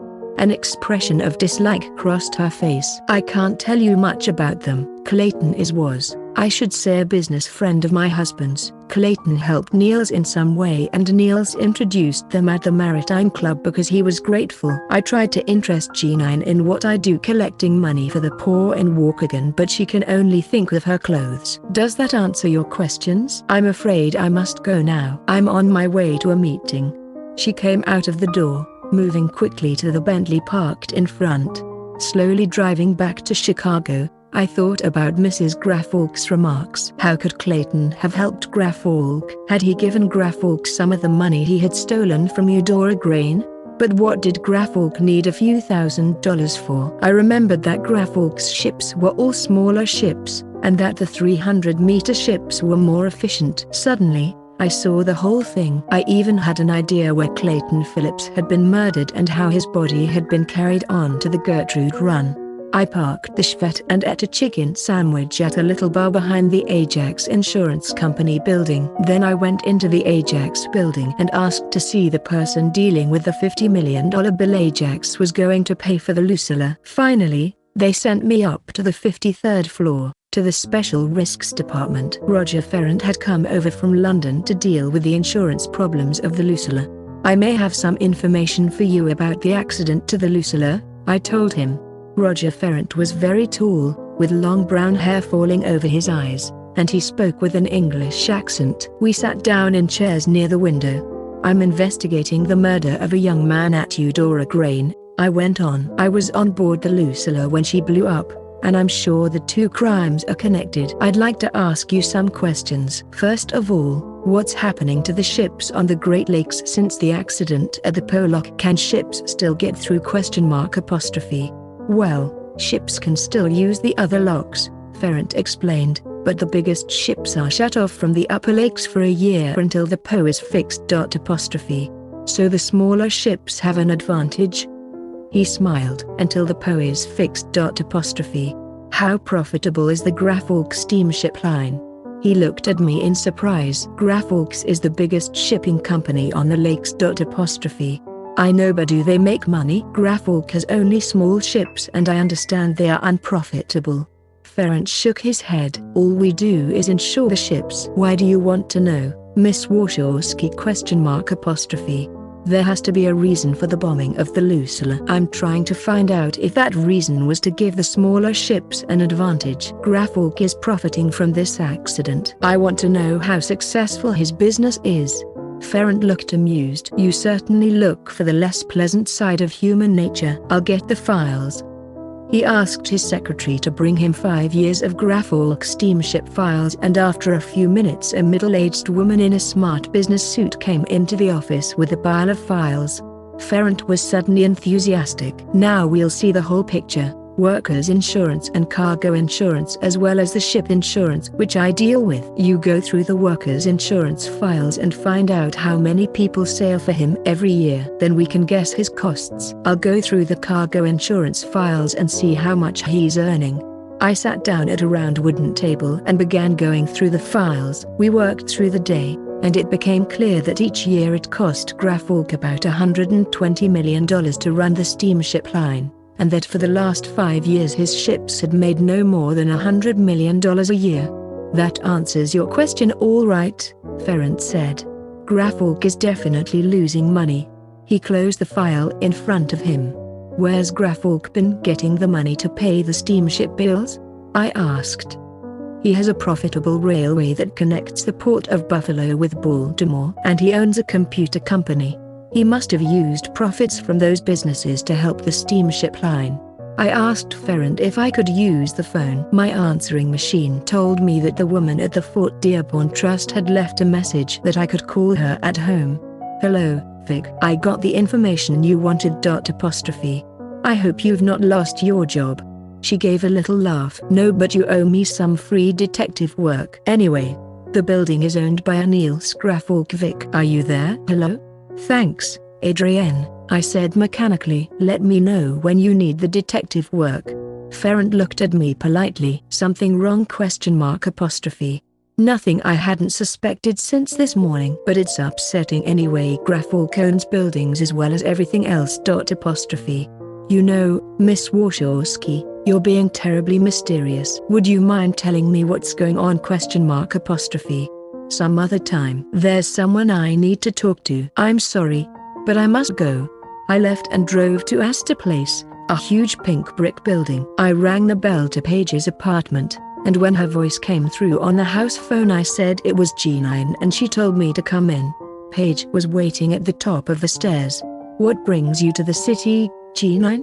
She was saying as my head came into sight. She stopped in surprise for a second too long. I reached the door before she started to shut it and pushed my way inside her apartment. We're going to talk, Paige. I have nothing to say to you. Get out of here before I call the police.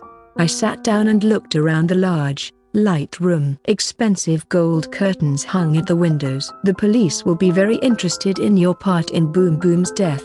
Please do call them. They think it's an accident. Apostrophe. But do you, dear Paige? Do you think it was? She turned her face away, biting her lip. G9 told me this morning you were watching my cousin. I thought she meant for her and Clayton. But she wasn't talking about them, was she? No, you were watching him for Grafalk. She didn't say anything. How long have you been Grafalk's mistress? Color stained her cheeks. What an offensive remark. I have nothing to say to you. Apostrophe. Then I'll have to do all the talking. You tell me if I'm wrong. Niels knew that Clayton was cheating Eudora Grain. He promised to keep quiet if Clayton gave Grafalk more shipping orders. Apostrophe. I don't know anything about the Grafalk steamship line. I've only met Niels Grafalk at my sister's house. Apostrophe. Oh, nonsense, Paige. Grafalk owns this building. Apostrophe. How do you know that? She demanded. Did G9 tell you? Apostrophe. No, Paige. Your sister kept your secret, but names of property owners are public in Chicago. Now tell me why you watched Boom Boom for Niels? Apostrophe. Vic, I had no choice. Niels pays for everything. This place, all the furniture, my bills, my clothes. I owe him so much. It seemed easy to go out with your cousin a few times and see if he had learned anything about the Eudora Grain invoices. I liked Boom Boom, Vic. When I told Niels that Boom Boom had found out the truth, he wanted Clayton to get rid of Boom Boom immediately. But I told him not to. She lifted her chin and looked at me proudly. We went sailing on that Saturday and Niels tried to persuade Boom Boom to keep quiet. On Monday, Clayton had a terrible row with Boom Boom. But then he slipped and fell. That accident was a good thing. I was afraid Niels might do something desperate. I was silent. I couldn't find words that matched my horror and anger. Finally I whispered, "What about Clayton? Were you with Niels Sunday morning when he put a big hole in the side of Clayton's head?" She looked at me with gentle blame. "I don't think you should talk to me like that, Vic. You may not like Niels, but he is my lover." I gave a burst of mad laughter. "Why should I care about you and Grafalk? It's what the two of you did to my cousin that I care about." Paige looked at her watch. "Yes, well, I've told you how much I owe Niels. He's coming over in a few minutes, too, so unless you want to meet him I suggest you leave." I got up. "There never were any love letters, were there?" "It was the copy of Grafalk's invoice you were looking for in Boom Boom's apartment the day after the funeral, wasn't it?" "If it was, I've found it." Chapter 13. The 5 ship. Back outside I sat on the steps, unable to move any further. The day had started out at G9's with the fact that her husband had pushed Boom Boom under the berth of Krupnik. Now came the news that Paige had gone out with Boom Boom only to spy on him for Grafalk. What good would it do Boom Boom if I could prove Grafalk had ordered his death? Revenge brings only limited pleasure. The one thing I might be able to prove was that Grafalk murdered Phillips. I knew the cops wouldn't believe Grafalk was a murderer without proof. But if I could find a witness, someone who saw Grafalk and Phillips on his boat Sunday morning, or if there were some bloodstains on Grafalk's boat. I stood up and went to my car. At home I put some plastic bags in my pocket and a small knife to cut up a piece of deck or carpet with blood on it. Then I went out to the car and drove to the lake. Instead of turning south on Green Bay for Lake Bluff, I went on to Sheridan Road and turned left, following the road up to the harbor. A guard was on duty at the entrance. I gave him a bright smile. "I'm Niels Grafalk's niece. He's expecting me to join a party on his yacht. Down to the wharf, then turn left. You can't miss it, it's the biggest boat there." I followed the road down to the lake. It was nearly 6, and the sun was low in the sky. Grafalk's yacht was beautiful, in the golden light of spring. Painted white and green, she floated easily against the ropes that held her to the wharf, like a beautiful seabird. I parked the Chevette and walked out to the boat. I pulled myself onto the deck and began to examine the deck, on hands and knees, like a real detective. I found 2 short pale brown hairs caught in the deck at the top of the ladder. I pulled out the hairs and put them in a little plastic bag. Then I went downstairs. The door was locked and it took me a few minutes to force it open. There were several bedrooms and a kitchen and bathroom, but I didn't think Grafalk and Phillips would have fought in there. I went into the sitting room. I noticed that in front of the small electric fire, the thick green carpet looked a different color. I went over and knelt down near it, The carpet was wet and there was a strong smell of cleaner, but there was no blood. I found another hair. Perhaps the police with their equipment would be able to find blood. With my knife, I cut a small piece of carpet from the place where I'd found the hair. As I put the piece into another plastic bag, I heard a noise on the deck, then footsteps. Someone had come onto the boat. I put the plastic bag into my pocket. Holding the knife firmly, I went to the door. I heard the sound of voices, and then the engine started and the boat began moving slowly backwards. I looked around for a hiding place. There was none. Finally, I heard a footstep on the stairs. "Miss Warshawski, I know you're there. I saw your car on the wharf." It was Graf Falk. My stomach turned over. I felt too weak to speak. I breathed slowly and stepped out of the door. "Good evening, Mr. Graf Falk." My voice didn't shake and I was pleased we'll be able to manage the boat alone for a while. He took my arm, moved me back into the sitting room. "Do sit down, Miss Warshawski. You know, by now you should be dead several times. You're a survivor and your discoveries, as I learned from Paige, are really very accurate." I sat down in one of the chairs near the table. "Thank you, Mr. Graf Falk." Graf Falk opened the drinks cupboard. "A drink, Vic? You don't mind if I call you that, do you?" He sat down opposite and poured himself a glass of whiskey. There was an expression of excitement on his face. "By the way, who are you working for?" "Not Martin, I hope. I'm working for my cousin. Revenge. I see. Paige says you don't believe Boom Boom's death was an accident.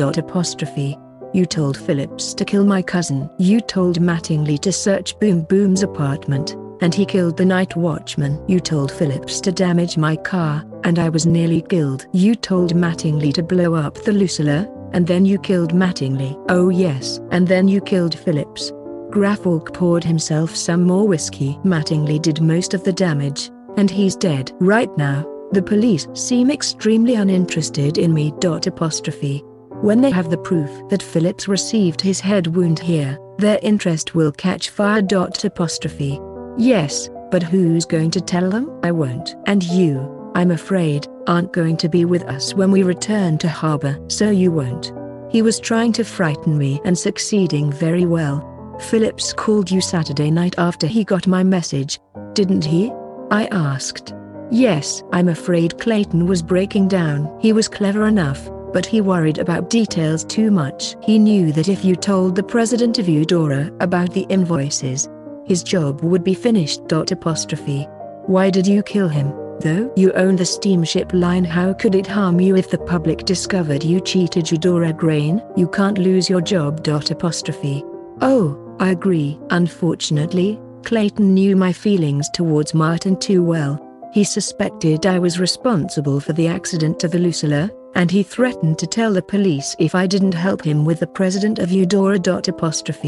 So you put a hole in his head and sailed him down to the port. Putting him on one of Bludso's ships was a clever idea. Graf Falk was annoyed that I had guessed so easily. "I won't take those risks with you, Vic. I'll leave you a couple of kilometers from shore, with a good strong weight to hold you down. I have always been afraid of death by drowning more than any other, and the deep water pulling me down into itself." My hands were trembling a little. I pushed them against my legs so that Graf Falk couldn't see. "I didn't realize how much you hated Bludso. You threatened him while he was trying to borrow money to buy the Lucilla, but once he'd got the ship he stopped giving you contracts. That's when you got Mattingly to put water in the Lucilla's holds." Graf Falk wasn't so calm now. "How do you know that?" he asked sharply. "Boom Boom saw Mattingly at the port." "But what I really want to know is how long the Graf Falk steamship line has been losing money."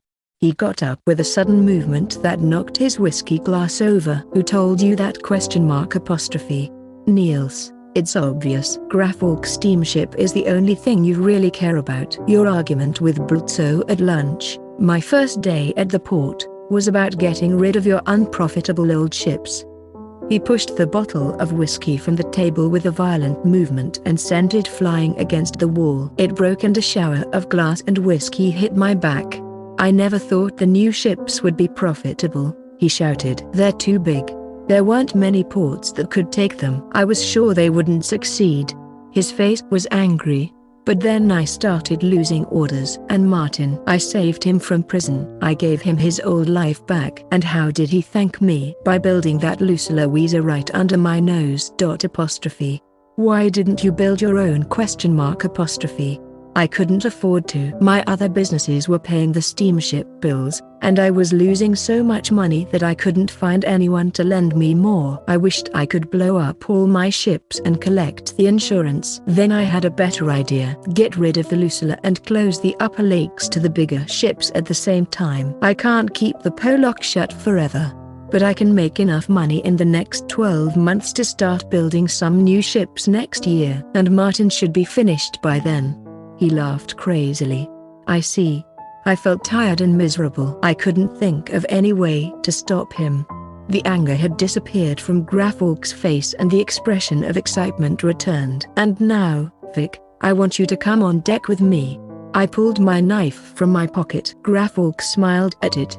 Don't make it difficult for yourself, Vic. I'll kill you before you go overboard. No unpleasant drowning for you. My heart was beating fast but my hands were calm. Graffolk started around the table for me. I let him follow until my back was to the door. I turned and ran down the hall, cutting through my shirt with a knife as I ran. I cut my arm and blood rolled down it to my hand.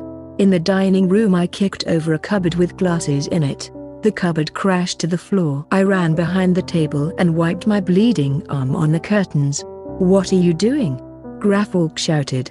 Leaving something for the police, I gasped. I drew the knife across the table and then began to cut the chairs. Graffolk stood still for a moment and then came forward again. I slid a chair in his path and turned into the kitchen.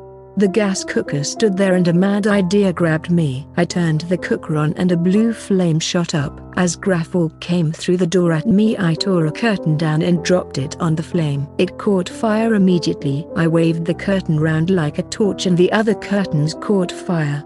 Graffolk dived at me and I jumped out of the way. He fell, heavily, and I ran with my torch back to the dining room where I set the curtains on fire. Graffolk ran after me with a fire extinguisher which he directed at the curtains. I ran back down the hall and up the stairs to the deck. Graffolk ran behind me. Stop her, Sandy. Stop her.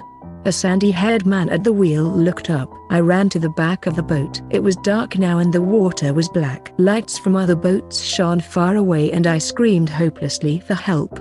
Graffolk ran onto the deck towards me, a mad expression on his face, the fire extinguisher held in front of him. I breathed deeply and jumped overboard. The water was very cold. For a minute, thinking of the deep water stretching beneath me, terror held me. I forced myself to breathe deeply, to stay calm. I kicked off my shoes, then reached into the water and pulled off my socks and shirt. The yacht, its sails up, was moving at a good speed and had gone some 9 meters past me.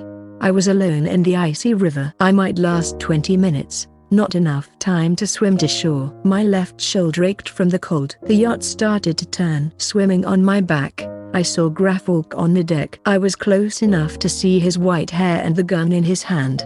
Something exploded, probably the gas in the kitchen, and a small fireball flew up and landed on the deck. Sandy appeared next to Graffolk and jumped into the water. Graffolk shook his arms in anger, his gun in his hand. He searched the water for me and found me. He pointed the gun and stood there for a long minute. I was too frozen to do anything except move my legs mechanically up and down. Suddenly he dropped the gun over the side and raised his right arm in a greeting to me. Slowly he walked towards the fire behind him. And then the yacht exploded. Chapter 14. The Long Goodbye. We sat outside, looking at Lake Michigan. The water, blue under a soft summer sky, moved gently over the sand below us. The May day was bright and clear, although the air was cool out of the sun. Claire Graffolk was wearing a grey dress and a heavy pearl necklace. She poured me a glass of wine. Now, I must hear what happened. The papers gave only a few details. What happened to Niels's boat? Apostrophe. There was an accident in the kitchen and the ship caught fire. This was the answer I had given to the police and to Murray Ryerson, after a passing boat had rescued me from the icy water, and I wasn't going to change it now. Mrs. Graffolk shook her head forcefully. No, my dear, that won't do. The president of Ajax Insurance Company came to visit me 2 days ago with an extraordinary story that Graffolk steamship was losing money and you suspected Niels had blown up Martin's ship. I put the wine glass down. And what do you want me to tell you?